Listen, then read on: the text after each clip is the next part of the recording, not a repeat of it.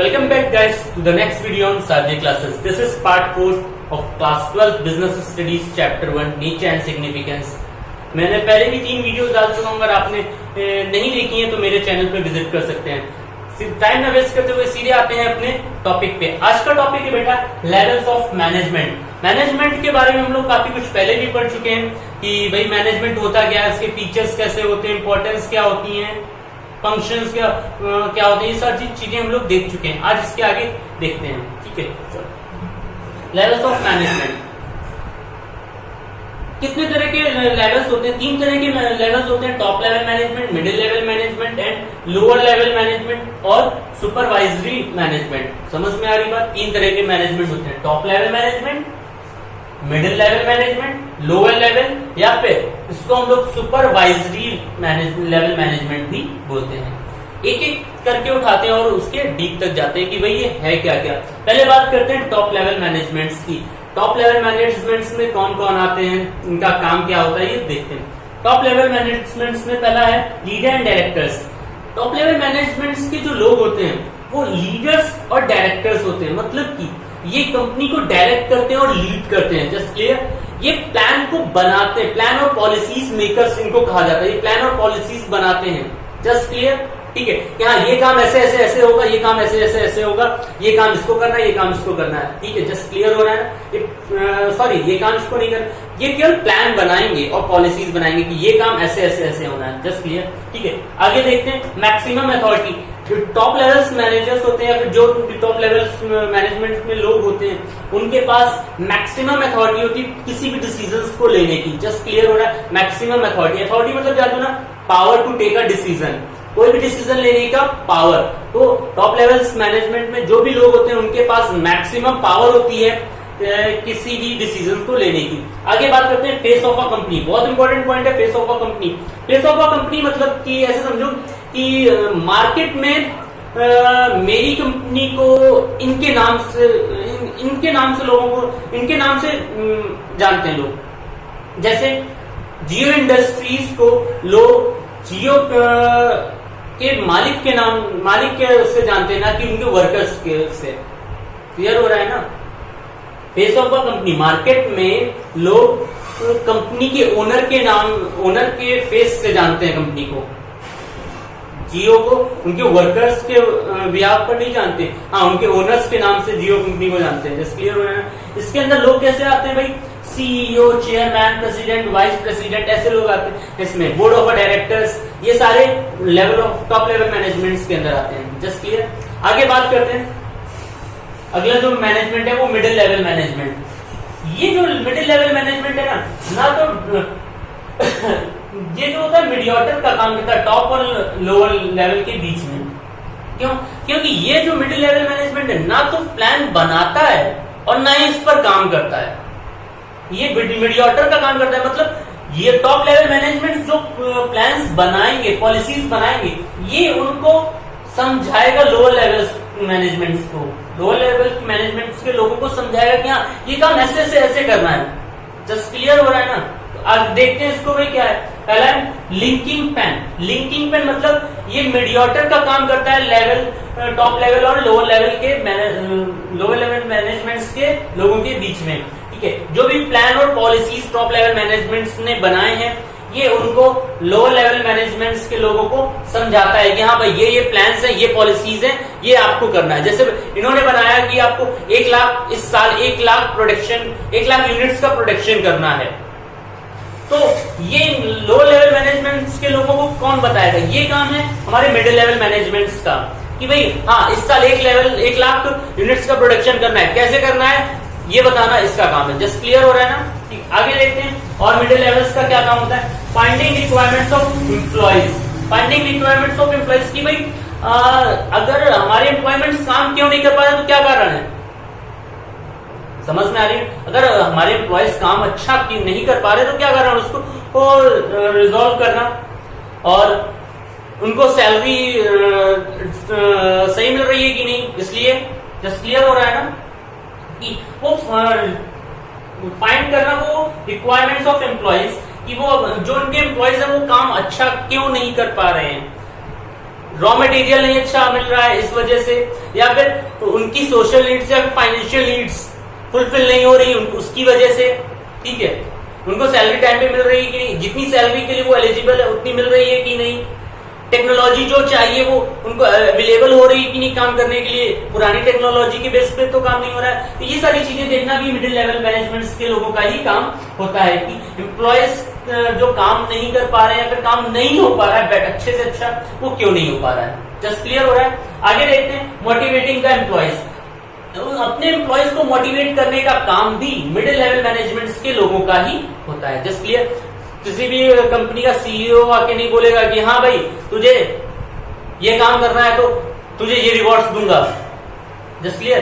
तो ये काम मिडिल लेवल मैनेजमेंट का होता है। हाँ भाई अगर आप ओवर टाइम करोगे तो आपको सैलरी एक्स्ट्रा मिलेगी, आप अगर ये काम करोगे तो आपको रिवॉर्ड्स मिलेंगे, आपको प्रमोशन कर देंगे।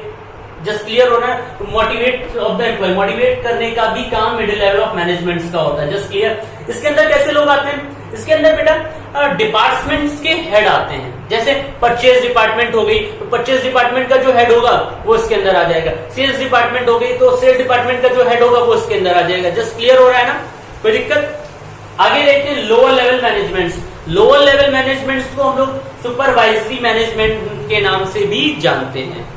ध्यान से ये समझ लो कि ये जो लोअर लेवल मैनेजमेंट है ना, ये वर्कर्स नहीं होते, ये एक तरह के मैनेजर्स ही होते हैं। ये ध्यान रखना। मोस्टली लोग समझते हैं कि भाई लोअर लेवल है तो ये वर्कर्स हो जाते हैं ना, वर्कर्स नहीं, ये मैनेजर्स ही हैं। कौन कौन से, जैसे सुपरवाइजर हो गया, क्लर्क हो गया, ये तरह के जो मैनेजर्स होते हैं ये सब इसके अंदर आते हैं। इनका काम क्या होता है ये देख लेते हैं। पहले सेफ्टी ऑफ वर्कर्स।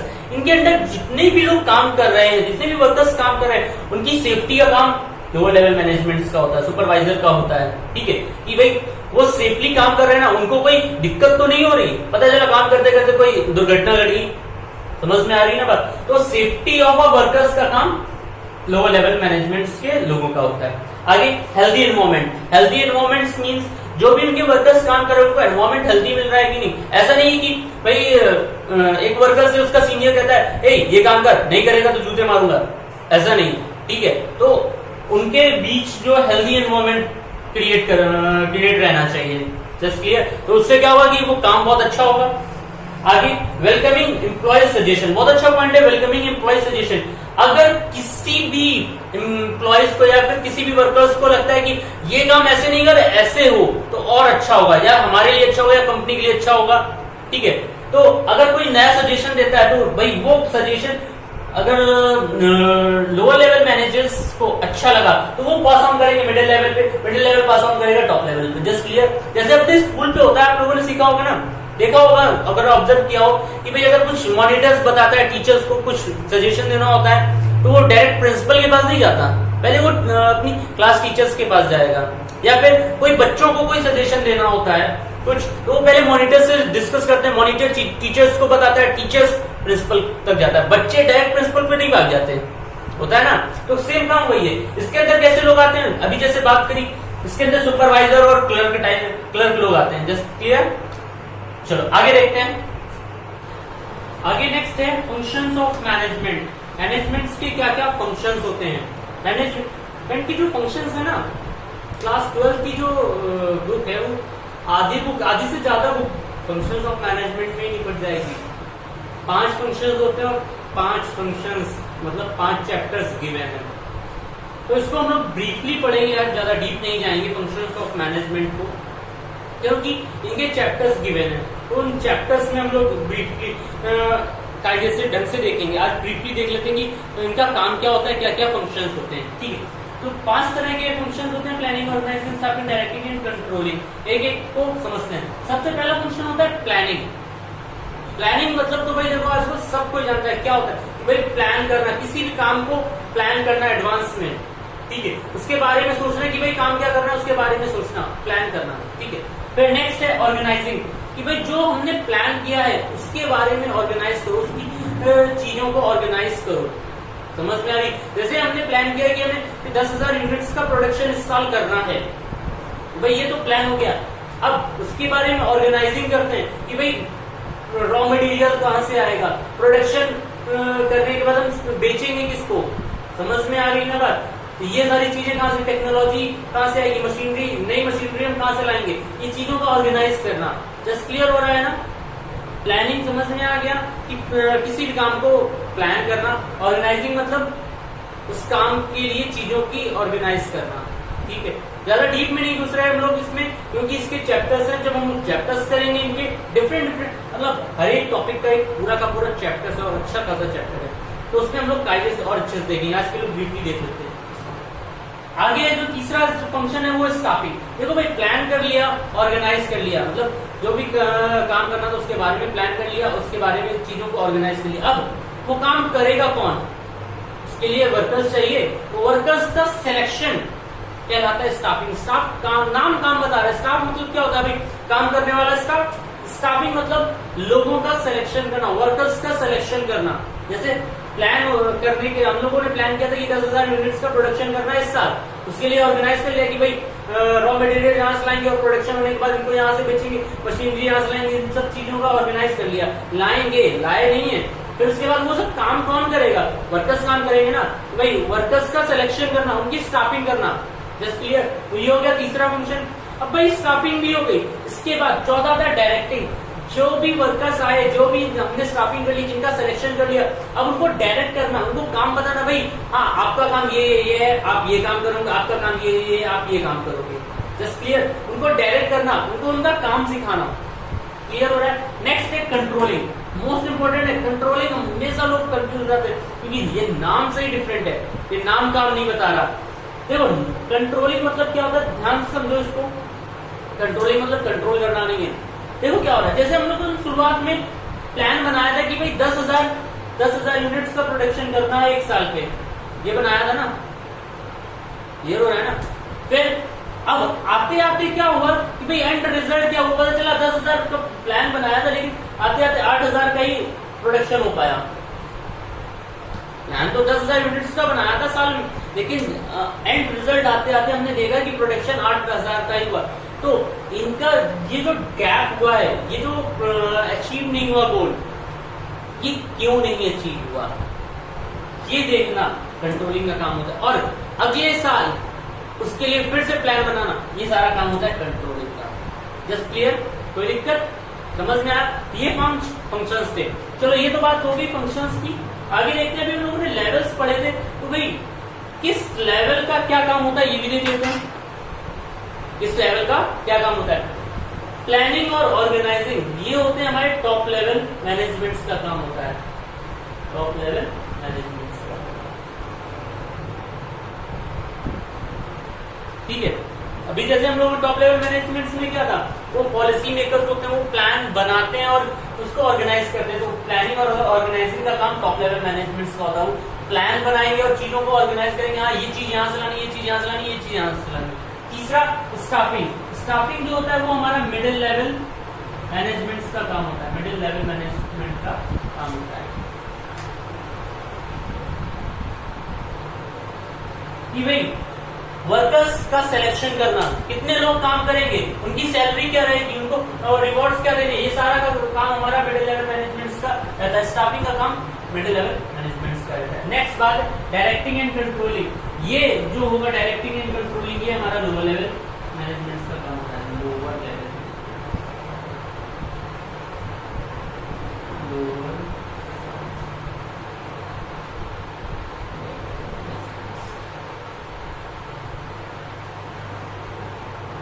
क्लियर हो रहा है? तो लोअर लेवल मैनेजमेंट का काम होता है directing and controlling.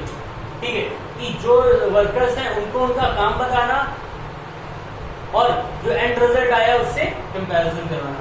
Just clear? चलो आगे देखते हैं। आगे है कोऑर्डिनेशन। कोऑर्डिनेशन मतलब क्या होता है, हम सबको मालूम है, कोऑर्डिनेट करके एक साथ तालमेल बैठाकर काम करवाना। तो समझते हैं कोऑर्डिनेशन क्या होता है इसकी डेफिनेशन के थ्रू। देखो भाई क्या लिखी definition, it means bringing together the activity and resources of organization and bringing harmony in them। कुछ समझ में आ?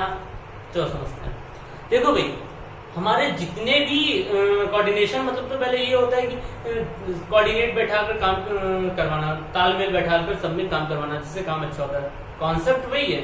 थोड़ा सा अपनी लैंग्वेज देखो क्या हो रहा है इसमें कि हमारे जितने भी रिसोर्सेज हैं, चाहे वो पैसा हो, चाहे वो मशीनरी हो और जितनी भी एक्टिविटीज है, सबको लाकर एक साथ काम करवाना ताकि हमारा गोल अचीव हो सके। Just clear?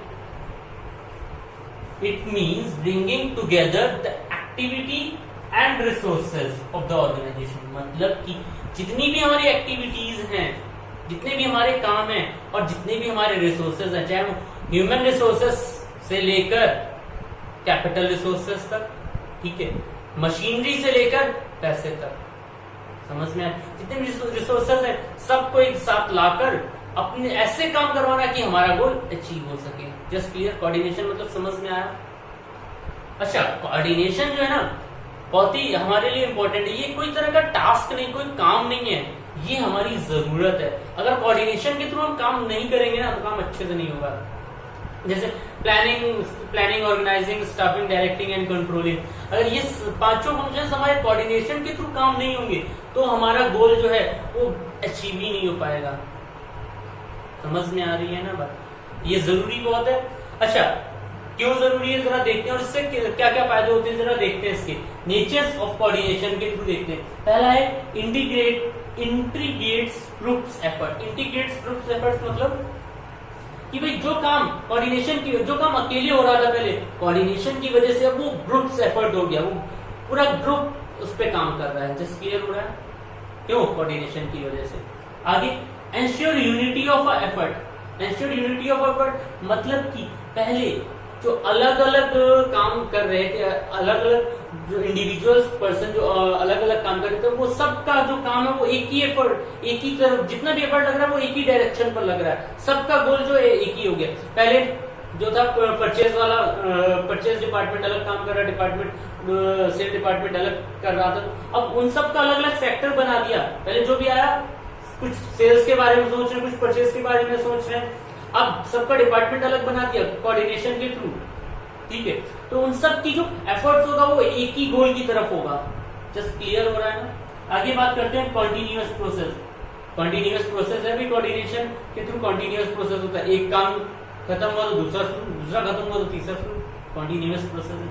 आगे है परवेसिव फंक्शंस। ये वर्ड मैंने पहले भी आपको बताया, परवेसिव फंक्शंस क्या होता है?